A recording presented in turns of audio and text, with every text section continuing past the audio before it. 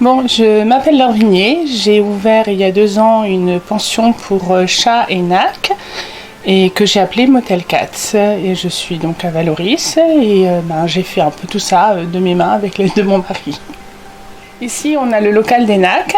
Bon, comme vous voyez, il y a encore 2 étagères à faire, mais je les ai gardées pour pouvoir stocker des choses. Ça va être un peu des choses dont j'ai besoin, les maisons pour les lapins ou les cochons d'Inde, les râteliers pour le foin, les gamelles, des couvertures éventuellement s'il y en avait besoin, ou des serviettes éponges. Et donc en bas vous avez les cages. Ça c'est une cage typiquement pour un lapin ou pour des cochons d'Inde. Ça c'est une cage qui est plutôt orientée octodon, écureuil, chinchilla, parce que ce sont de tout petits animaux, mais ils ont besoin de beaucoup de place. Donc en fait le principe c'est que j'ai 2 tasseaux là. Je peux soit mettre une planche pour faire 2 cages, soit mettre une planche avec un trou et un escalier pour qu'ils puissent éventuellement monter et descendre. Voilà, le principe il est là. J'ai même une cage furée qui m'a été gracieusement donnée. Mais la dernière fois que j'ai eu des furets, je les ai mis avec les chats parce que j'avais un lapin ici et que je n'ai pas l'idée de faire ménage avec un lapin et un furet. Ça c'est pour le local d'Inac. Une précision, j'ai voulu faire des cages relativement grandes parce que quand moi je devais donner à la fois mon chat et mon lapin nain et mon chinchilla à garder, le problème c'est que ma voiture, même mon break, avait du mal à suffire. Et donc je me suis dit que ce que j'allais proposer c'est des cages et que les gens ne viennent qu'avec leur animal et la nourriture en sèche, le granulé qu'il fallait. Moi je fournissais la litière et le foin. Là on pénètre dans le local purement chat, qui a conservé ses décorations d'Halloween pour le moment et qui vont bientôt être remplacées par des décorations de Noël. Donc il y a 6 box qui sont relativement profonds et larges, avec à l'intérieur une petite tablette pour qu'ils puissent éventuellement se mettre en hauteur, la place pour mettre une litière et pour mettre un coin repas qui soit bien séparé, parce que les chats n'aiment pas manger à côté de leur déjection. C'est comme nous n'aimons pas manger dans nos WC. Ils ont accès aux arbres à chat. Le principe est le suivant: le chat a un box qui lui est dédié, où il peut se réfugier s'il a besoin, et après, si tout se passe bien, s'il n'est pas particulièrement agressif vis-à-vis de ses congénères, à ce moment-là, il a accès au reste de la pièce sans aucun souci. Si toutefois il y avait un larron qui n'aime pas particulièrement ses congénères, on a la possibilité de fermer cette porte vitrée. Et donc de faire deux endroits en fait. L'un où il y a le fauteuil. Parfois je peux rajouter un arbre à chat en plus que j'ai chez les nacs dans le local. Et disons qu'ici vont les chats qui sont un petit peu plus aventureux, parce qu'il y a la possibilité par la chatière d'aller dans l'enclos.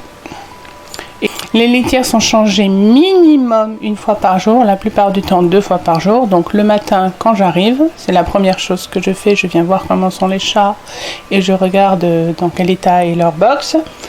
Et le soir, avant de les remettre dans le box pour la nuit, parce que je préfère que les chats soient dans les box pour la nuit au cas où il y aurait un incident pendant la nuit. Ça c'est pour l'hygiène des litières. Les box donc sont nettoyées régulièrement, dès qu'il y a besoin, et sinon 1 fois par jour on passe un petit coup de lavette et on nettoie.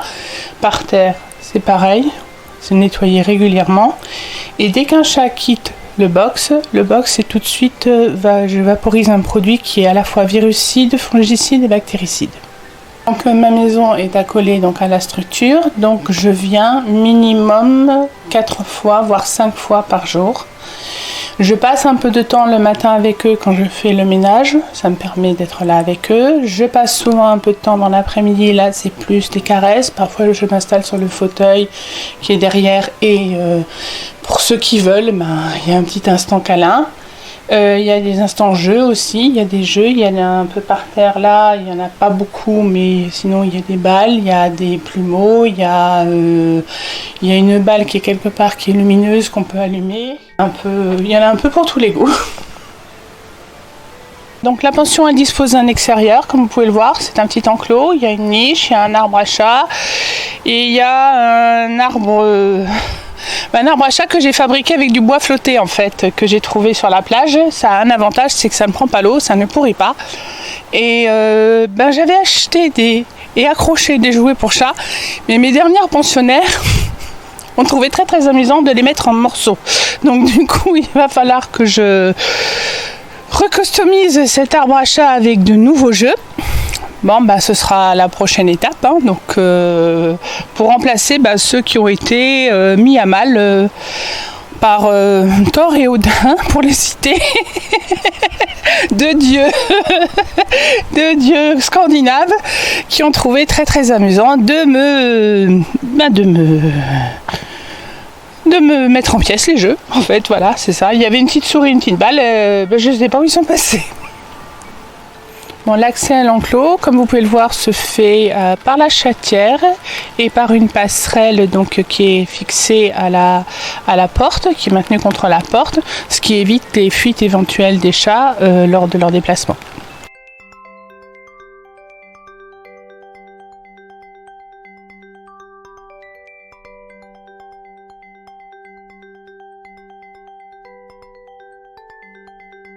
Enfin, il fait des bisous.